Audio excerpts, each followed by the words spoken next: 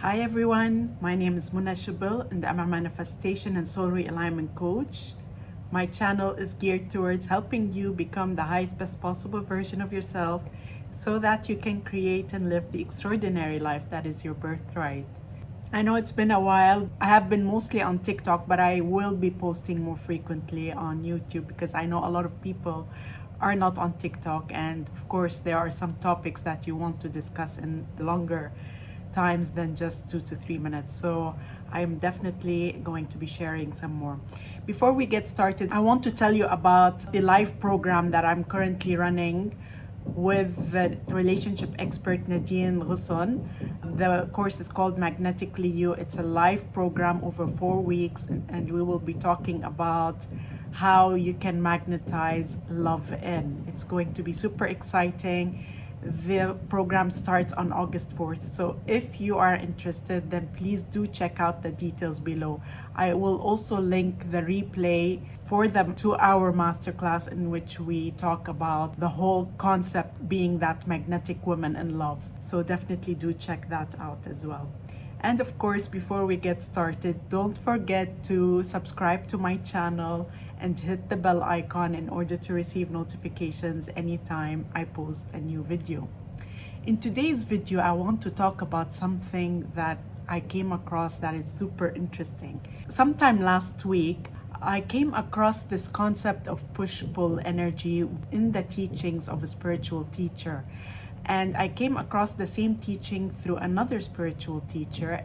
And within a couple of days of all of that, a friend of mine told me about this woman who had a near-death experience in the 90s. Actually, she had multiple near-death experiences, and she spoke about how in manifesting, the concept of push-pull is not actually covered. Like she says, it's like does not attract like. And it's interesting because all of this came in a period of 3 days, 2 to 3 days. And for me, it's a 3-time rule, or it's a 3-source rule. If I hear something 3 times, or I hear it from 3 different people, I know that I'm supposed to pay attention to it.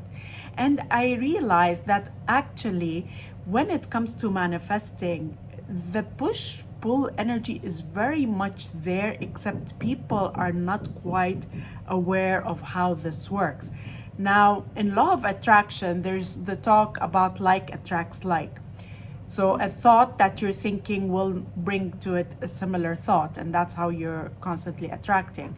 In law of assumption, it talks about your physical reality is always a projection of what's going on inside of you in terms of assumptions and beliefs. Then how does this push-pull energy work? It's kind of like a magnetic field. So after some reflection, I thought about it, and I came to actually understand a bit more about how this is actually working, because a lot of the time you see people really focusing on their desires but repelling those desires. And so it's not so much about focusing on what you want, it's how you're focusing on what you want.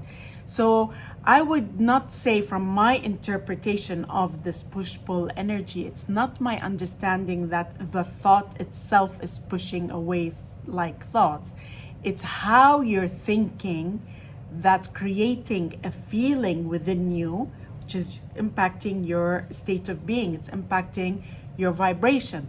Now, I know in the law of assumption community, there's not much talk about vibration. And here I want to tell you, I'm not one of those people who buys into a certain teaching and then I cancel out all other teachings. For me, I take in what resonates for me from the different teachings, and I really work on understanding how it all is helping me.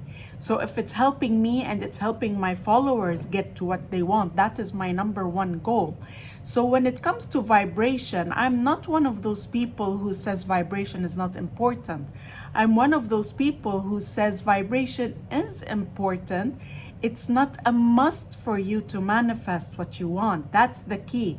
So that's where law of assumption really focuses on the state of the wish fulfilled, which is really a state of feeling normal, neutral contentment. It's a feeling of contentment. You're not necessarily overly joyous. You don't need to be overly joyous to manifest.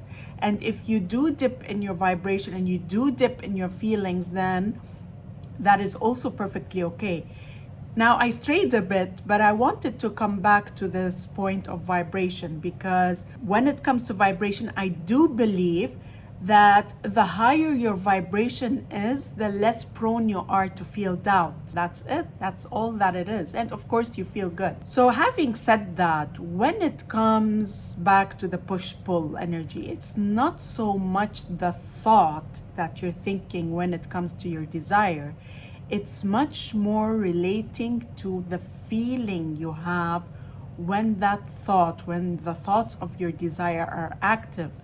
And that feeling can either be a pull energy where you're pulling in your desire, or it could be a push energy where you're pushing away your desire. Again, here we're not literally talking about how manifestation works, because you're actually not attracting something outside of you. It's all coming in from within, and your physical reality is a reflection of what's going on within. But here it's just for the simplicity of explaining a concept, because as you know, when it comes to manifestation, the idea is that you are shifting into a parallel reality where your physical reality is much more aligned with your inner assumptions. So when you're manifesting your desire, you're changing your inner assumptions, and so your outer reality must reflect that. And technically you're doing that by shifting to a new parallel reality, which you're doing in every moment. Now, our physical minds can be limited in the understanding of how all this works, and all the different teachings out there are meant to explain the same thing, just in a different way, in a way that can be understood and conceptualized by the physical mind. So use this not in relation to understanding how manifestation works, but where you stand in relation to your desire. Are you pulling it in, or are you pushing it away? Are you getting closer to it, or are you moving further away from it? Are you shifting into the parallel reality, or are you moving into a reality that's further away from it? Take it however you want to take it, but the key is understanding that sometimes you are pulling in your desire, you're getting closer to its manifestation, and sometimes you are pushing it away. And so going back to this push-pull concept, the idea that you're thinking about your manifestation is not the problem. The idea that you're thinking about your desire is not the problem. It's how you are thinking about it. So if you are saying affirmations in relation to your self-concept, or in relation to money, or in relation to this new job that you want to manifest, all of it is how you're thinking about it. So are you thinking about it with a feeling of hopefulness and content and eagerness and knowing that it's all going to come in, feeling good? Or are you feeling the opposite? Are you feeling fearful? Are you wondering how it's going to happen? Are you feeling frustrated?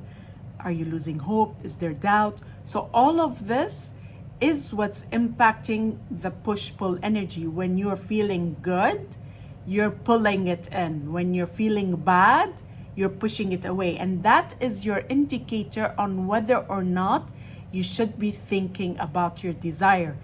Because a lot of people misunderstand. They think by focusing on their desire, that's how they're going to manifest it, not realizing that they're actually in push energy. They're pushing it away because they're in the fearful places. They're worried. They're thinking, how is this going to happen? And really what it boils down to in very simple terms is engagement of the physical mind. It's the physical mind that's there, that's interfering. It's interfering and needing to know how something is going to happen. So that is why they say sometimes just surrender. The surrendering is not letting go of your manifestation. It's surrendering the thought about your desire. It's getting off the topic, because your physical mind is really programmed to want to be in control and needing to know how something is going to happen. And so it's going to try to focus on it. And with the focus that it's doing, it's actually pushing it away. This is where it's important for you to understand what actions and thoughts and form of thoughts are pulling in your manifestation or desires, and what form of thoughts and actions are pushing it away. So let's start with the push. The push is when you're overly thinking about your desire. You're overly thinking about it. Now, I know that it's important sometimes to saturate your mind with affirmations in order to reprogram your subconscious mind. But the problem is, what is happening with your conscious mind in the process? Is your conscious mind worried? Is it noticing you saying the affirmations and going into a place of worry and fear and frustration and irritability? Or is it in a place of, I'm affirming, and so I'm rewiring my subconscious mind, and so I must manifest? Is that the place where you're at? Sometimes just saying these beautiful affirmations make you feel good. You just feel good. So when you are in push energy, you're overthinking about your desire, you're obsessing over your desire, you can't get it out of your head, you're waiting for your desire, you're putting your life on hold for your desire, you're overly focused. It's like a place of control. You're obsessively repeating affirmations. Again, here, I shared this on TikTok. I spoke about how to do affirmations in a way that is balanced. You don't want to be repeating affirmations 24/7. That's control. That's overdoing it.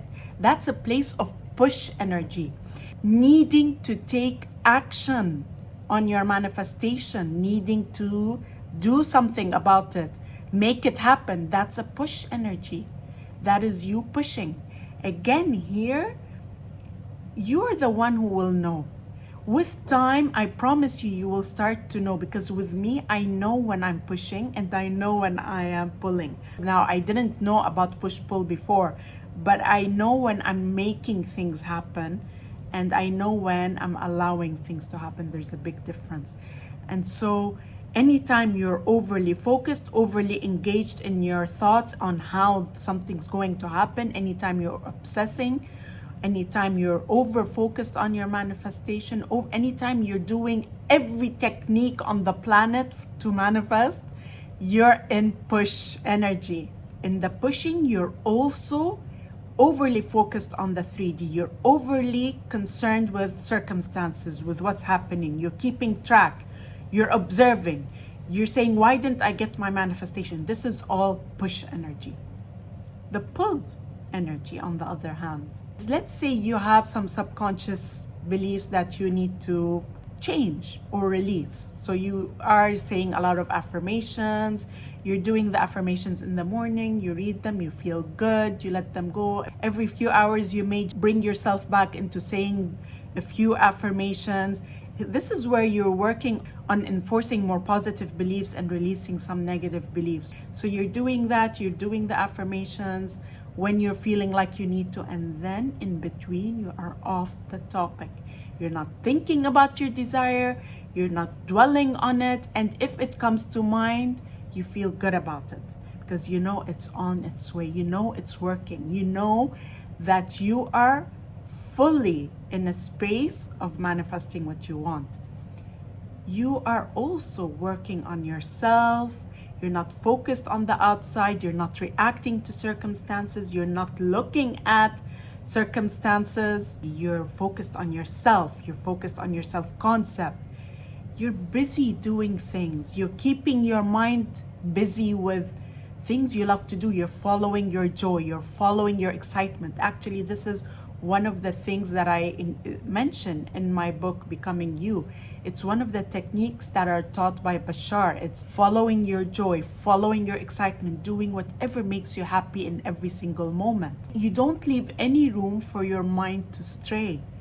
You're busy, but in a healthy way. You're not stressed out. You're doing the things that make you happy. Whatever that is, going out with friends, having coffee, going to the beach, learning a new hobby, just keeping yourself in a place of well-being.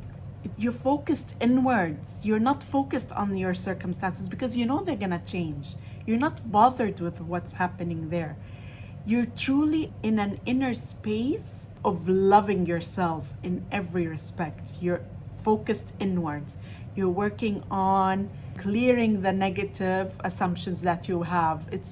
You're really just in your space of joy and well-being, and you don't need to be in a place of very high vibration. You're just in a place of feeling contentment. You're feeling good. You're not allowing yourself to worry you because you're not engaging with your physical mind. And when you notice your physical mind, you disengage from it. You say, oh yeah, that's my mind. The mind is prone to stray into the negative patterns of thinking. When you're in your power, you are absolutely in pull energy. You're disengaged. You're not caring with what's happening in the 3D. You're just in your power. You're happy. And you know what? That is where you will get what you want. You will get it very fast. So learn to identify. Ask yourself, am I in pull or in push energy? Is this pulling in my desire or is this pushing it away? I'm really glad that I came across this concept because sometimes we need to hear things from different perspectives to truly understand what it is that we're doing. We're not understanding that sometimes by overly focusing, we're pushing away. It's not so much about your thoughts create your reality. It's about the nature of the thoughts. Are they pushing away or are they pulling in your desire? I hope you liked this video. If you did, please do leave me a comment and hit the thumbs up. And I look forward to seeing you again soon.